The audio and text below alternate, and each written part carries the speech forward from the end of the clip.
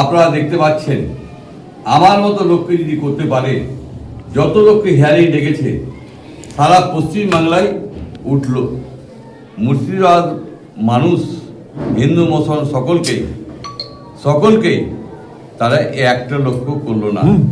একটা মানুষ যাদের পাসপোর্ট আছে, যাদের সার্টিফিকেট আছে, সেই মানুষগুলোকে অন্তত 80% অন্তত নির্বাচন কমিশনে ওঠা উচিত ছিল, কিন্তু সেই না করে একটি লোকেরও নাম উঠায়নি। আমরা তার তীব্র বিরোধিতা করছি। আমরা চাই যে বিচার ব্যবস্থার প্রতি আস্থা আছে, বিচার ব্যবস্থায় বাদ দেওয়ার জন্যে নির্বাচন কমিশনের বিরুদ্ধে ব্যবস্থা নক। কেন আমরা আজকে আমার কাছে ভারতীয় পাসপোর্ট আছে, আমার 2002 সালে নাম আছে, আমার বাবার নাম আছে, আমার দলিল আছে 1932 সালের দলিল আছে, তার আগেকারও আছে। আমরা এমন নয় যে আমার বাবা মারা গেছে আজ 19 বছর হলো, আমার বাবা 25 বছরে মারা গেছে, আমার বাবা দাদু সকলেরই কাগজ আমাদেরকে আছে, এবং আমার কাছে পিস্তলের লাইসেন্স আছে, পাসপোর্ট আছে, আধার কার্ড আছে, ইনকাম ট্যাক্স দিয়েছি তার আছে। তাহলে এতদিন কি আমাদের কাছে যে ট্যাক্স নিয়েছে, আমি একজন প্রতিষ্ঠিত ব্যবসায়ী হিসাবে ট্যাক্স দিয়ে কি অবৈধ নিয়েছে সরকার? আর একটা লোকের কি যোগ্যতা নেই মুর্শিদাবাদের যে একটা লোকের নাম উঠলে যারা আগে এসআই ডেকেছে একটা উঠাইলেন না? নির্বাচন কমিশনের কি দ্বিচারিতা, কি বিজেপির হয়ে দালালি করছে? আজ হিন্দু মুসলমান সকলকে যে আমরা দেখতে পাচ্ছি সকলে আতঙ্কে ভুগছে। আমি বলছি আপনারা কি আতঙ্কে ভুগবেন না? আমাদের মাননীয় মুখ্যমন্ত্রী বাংলার নেত্রী আছে এবং আমাদের দল আছে। আমরা চাইব প্রতিটা মানুষ নাগরিকের অধিকার আছে যে আপনারা জানেন বলেছিল একটা বৈধ ভোটার বাদ যাবে না, কিন্তু সেটা না করে বৈধ ভোটার একটা মুর্শিদাবাদ তুলে নি। মুর্শিদাবাদের মানুষ কি অপরাধ করেছে? 11,00,000 লোককে যে একটা লোকের নাম যোগ্য মনে করেনি, তাহলে মুর্শিদাবাদের মানুষকে মানুষই মনে করে না। আমরা কি কিন্তু এই বিজেপির যারা লোক আছে দালাল, তা সবসময় বলছে রোহিঙ্গা কোথায় খুঁজে পেল আপনারা বলুন? আমরা দেখেছি যে মুর্শিদাবাদের মানুষের প্রতি সবসময় টার্গেট বিভিন্নভাবে করছে। এটা কেন করা হচ্ছে? আমরা কি ভারতীয় নয়?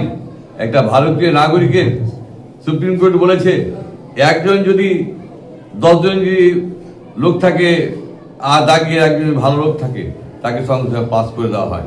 তো নির্বাচন অনুষ্ঠিত চোখে দেখতে পাইনি যে আমাদের যাদের পাসপোর্ট আছে, যাদের সার্টিফিকেট আছে, যাদের বৈধ ভোটার, সেই নামটিকে অন্তত যেটা সন্দেহ ছিল সেই যদি ছিল তো সমস্ত 11 লাখ লোককে দিয়েছে, তার তীব্র প্রতিবাদ করছি। এবং আমরা চাইব যে আগামী দিনে যদি না উঠে তা আমরাকে কিছু ভাবতে হবে, আন্দোলনে আমরাকে যেতে হবে, কারণ আমার জুডিশিয়ালের ভরসা আছে। জুডিশিয়াল যদি আমরা দেখি না হলে কিন্তু আমরা এই মুর্শিদাবাদের মানুষকে এভাবে ডিপ্রেট করতে পারে না, মালদার মানুষকে এভাবে ডিপ্রেট করতে পারে না। মাইনরিটি জেলা বলে নির্বাচন কমিশন যেটা করেছে, মুসলমান আগে করেছে, হিন্দু আগে করেছে, তারা কোথায় এই অধিকার পায়? আমরা কি ভারতবাসী নয়? আমরা কি কেন এই ধরনের করা হচ্ছে? আমি মন্ত্রী ছিলাম, আজ রানিং বিধায়ক আছে। আমার যে জুডিশিয়াল আছে সাধারণ মানুষ তারা কি করেছে বলেন? আপনারা বলেন হলফনামা নিয়েছে, সমস্ত কিছু আমার নিয়েছে, সে হলফনামা তো ঠিক করতে পারে। আপনাকে বলুন যে আপনারা এখনই দেখুন আমার কাছে কি কি সার্টিফিকেট আছে, আপনাকে আমি মিডিয়া ভাইরাকে দিচ্ছি, আপনারা দেখে আমরা বলুন যে আমাদের কি তোঠায় ভুল আছে। আমরা সবসময় মানুষের হয়ে কাজ করেছি নিরপেক্ষভাবে। আমরা কমিউনিয়ান নয়, কিন্তু আমরাকে এই মুর্শিদাবাদের মানুষকে তারা কমিউনিয়াল ভাবে, কিন্তু তারাই নিজে কমিউনিয়াল মানুষের ক্ষতি করছে। এই ওপর স্তর যদি থাকে তাহলে এদের কিছু বিচার অবশ্যই হবে। আমরা সবসময় মানুষের জন্য কাজ করে এসেছি। 11 লক্ষ লোক কি দোষ করে মুর্শিদাবাদের, এবং মালদার লোক 8 লক্ষ কি দোষ করলো যে তাদের পাসপোর্ট যারা লেখাপড়া করেছে ভারতীয় আইনে বলেছে যদি আপনি অশিক্ষিত থাকেন, আপনার যারা শিক্ষিত থাকে তার আসবে। আমার 4টা ছেলে মেয়ে এসেছে, সে 2 জন ডাক্তার, একজন ক্যাট দিয়ে MBA করে, একজন সেন্ট জেভিয়ার্স পড়ে, তাদেরও এসছে। তাহলে আমরা কোন দেশে বাস করি? আপনারা বলুন, দেশে যেভাবে চলতে থাকে দেশটা উন্নত কি করে হবে?